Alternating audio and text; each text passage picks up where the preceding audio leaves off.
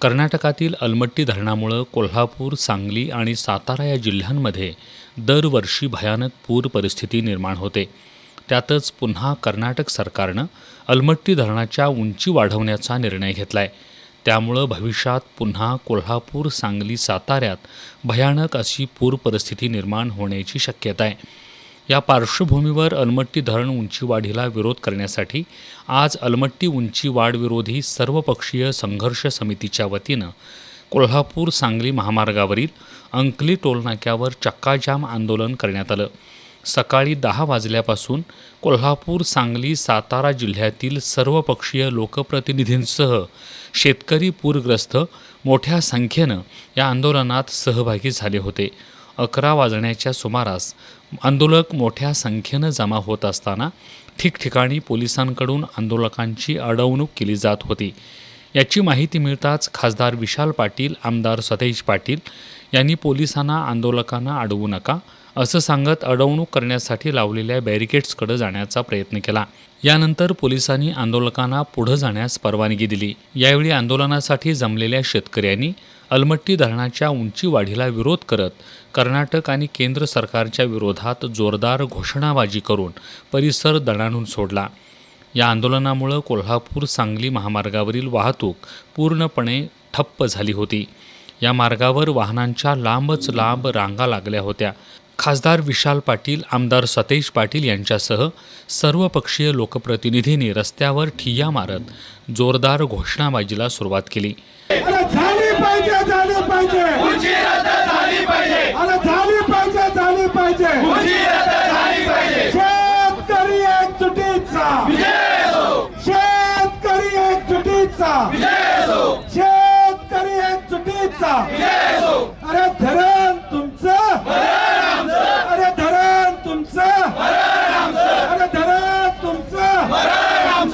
राज्य सरकार केवळ अलमट्टीच्या उंचीवाढीला विरोध करत आहे अशी घोषणा करत आहे. पण केवळ घोषणा नको, तेलंगणाप्रमाणे कागदोपत्री ठाम भूमिका घ्या आणि 21 मे रोजी मुंबईत होणाऱ्या बैठकीचं लेखी पत्र द्या, अन्यथा आंदोलन मागं घेणार नाही असा इशारा विधान परिषदेतील काँग्रेसचे गटनेते आमदार सतेज पाटील यांनी दिला. या निर्णयाच्या विरोधात सुप्रीम कोर्टमध्ये तेलंगणा गेलेला आहे. म्हणून आमची मागणी असणार आहे की महाराष्ट्र सरकारने देखील स्पष्ट भूमिका कागदावर घ्यावी अशी आमची अपेक्षा या ठिकाणी असणार.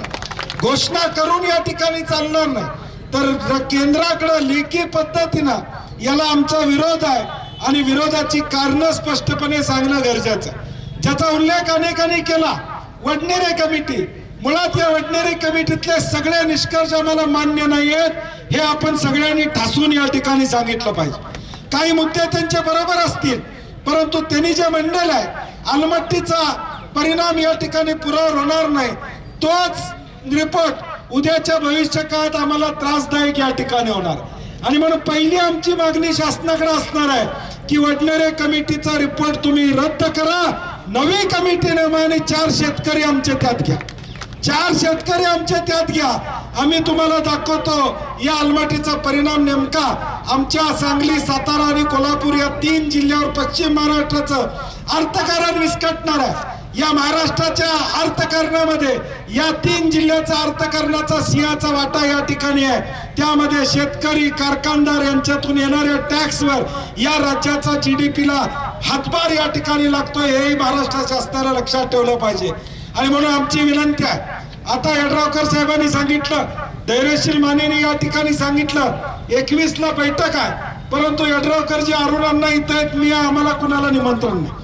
तुम्हाला तरी पत्र आले का आम्हाला माहित नाही. आमची आजची भूमिका स्पष्ट आहे की सरकार जोपर्यंत आम्हाला लेखी देत नाही तोपर्यंत आम्ही इथून हलणार नाही.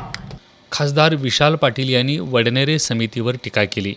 या समितीनं कोल्हापूर, सांगलीतील महापुराला कारणीभूत असणाऱ्या इतर घटकांचा उल्लेख केला आहे, मात्र अलमट्टी धरणाचा उल्लेख केलेला नाही. याबद्दल तीव्र शब्दात नाराजी व्यक्त केली. पण जवळजवळ 90-100 वर्ष हा पूर त्या काळात आला नाही आणि मग वडनेरे समितीचा रिपोर्ट जो तयार झाला, मी या ठिकाणी विधानसभेचे सदस्य आहेत त्यांना आवर्जून सांगतो की वडनेरे समितीने जो रिपोर्ट केला त्यात प्रत्येक कारण लिहिलेलं आहे का पूर येतो. त्या पुरात महापालिकेचं पाणी सुटते, कोयना नदीतून पाणी येते, पंचगंगेतनं पाणी येते, इथं गाळ जास्त झालाय, तिथं रस्ता बांधला, तिथं ब्रिज बांधलं, देवळाच्या नदीच्या पात्रात एकाने देऊळ बांधलं, हे सगळे उल्लेख केलेले आहेत. मग आलमट्टीची उंची एवढी उंच केली, 519 मीटर पर्यंत गेली, त्याचा उल्लेख नाही. ही समिती केंद्राने नेमली नाही, ही समिती जल आयोगाने नेमलेली नाही, ही समिती महाराष्ट्र शासनाने नेमलेली आहे. म्हणजे मी पूर्वीपर्यंत सांगितलं, आपला मुलगा हुशार आहे की नाही हे टीचर म्हणतो, बापांनी ठरवावं, बापानेच लिहून द्यावं, आणि बापच लिहून द्यायला नाही ना माझं बरोबर हुशार नाही. उंची वाढवल्यानं किंवा 524 तर खूप लांबचं झालं, आम्ही म्हणतो 519 जास्त झाले, ते 513वर आणा, मागणी ती पाहिजे. 524 ला आपला पूर आला नव्हता, 517ला असतानाच आपल्या पूर आला होता. वडनेरे समितीचा अहवाल मान्य करण्याची चूक आपण केली आहे, मात्र आता या समितीनं काय चूक केली आहे हे सरकारला पटवून देण्याची गरज असल्याचं आमदार विश्वजित कदम यांनी सांगितलं. आणि कुठेतरी असं मला जाणवलं की आपण सगळ्यांनी वडनेरे समितीचा अहवाल हा कुठेतरी दुर्दैवाने आपण सगळ्यांनी स्वीकारून आपण त्या ठिकाणी गप्प बसण्याचं काम केलं. माझं ठाम मत आहे की वडनेरे समितीचा अहवाल हा चुकलेला आहे, आणि चुकलेला अहवाल हा आपण या शासनाला आपल्या सर्वांचं कसा पद्धतीने चुकला हे सत्य आणि वस्तुस्थिती मांडण्याची भूमिका आम्ही लोकप्रतिनिधी आणि आपल्या सांगली कोल्हापूरच्या पूरग्रस्त जिल्ह्यातील लोकांनी हे करणं आवश्यक आहे. यावेळी खासदार धैर्यशील माने, माजी आमदार प्रकाश आवाडे, आमदार राहुल आवाडे, माजी आमदार उल्हास पाटील, आमदार राजेंद्र पाटील यड्रावकर, आमदार जयंत आसगावकर, आमदार अरुणांना लाड, गणपतराव पाटील, आंदोलन अंकुश संघटनेचे धनाजी चुडमुंगे, स्वाभिमानी शेतकरी संघटनेचे सावकार माद नाईक यांनी मनोगत व्यक्त करत अलमट्टी धरणाच्या उंची वाढीला विरोध केला. माजी खासदार राजू शेट्टी यांनी दूरध्वनीद्वारे संपर्क साधत सर्वांनी हा लढा गट तट विसरून एक संघपणे लढूया असं आवाहन उपस्थितांना केलं. उंची वाढवण्याचा घाट घातलाय, मात्र जीव गेला तरी तो पूर्ण होऊ देणार नाही अशी भूमिका या आंदोलनावेळी सर्व पक्षीयांनी घेतली. यावेळी सांगली शहर काँग्रेसचे अध्यक्ष पृथ्वीराज पाटील, करवीर पंचायत समितीचे माजी सभापती राजेंद्र सूर्यवंशी, कोल्हापूर जिल्हा इरिगेशन फेडरेशनचे अध्यक्ष विक्रांत पाटील किणीकर यांच्यासह कोल्हापूर, सांगली आणि सातारा जिल्ह्यातील सर्वपक्षीय लोकप्रतिनिधी सहभागी झाले होते. दरम्यान जलसंपदा मंत्री राधाकृष्ण विखे पाटील यांच्या सूचनेनुसार कोल्हापूर पाटबंधारे विभागाचे अधीक्षक अभियंता अभिजित म्हेत्रे, सांगलीचे चंद्रशेखर पाटोळे यांनी आंदोलनस्थळी भेट घेऊन बुधवारी मुंबईत होणाऱ्या बैठकीत उपस्थित राहण्यासाठी आंदोलकांना लेखी पत्र दिलं. यानंतर जवळपास 3 तास सुरू असलेलं चक्काजाम आंदोलन मागं घेण्यात आलं. सकाळी 10 वाजल्यापासून सुरू असलेलं आंदोलन दुपारी 1 वाजण्याच्या सुमारास मागं घेण्यात आलं.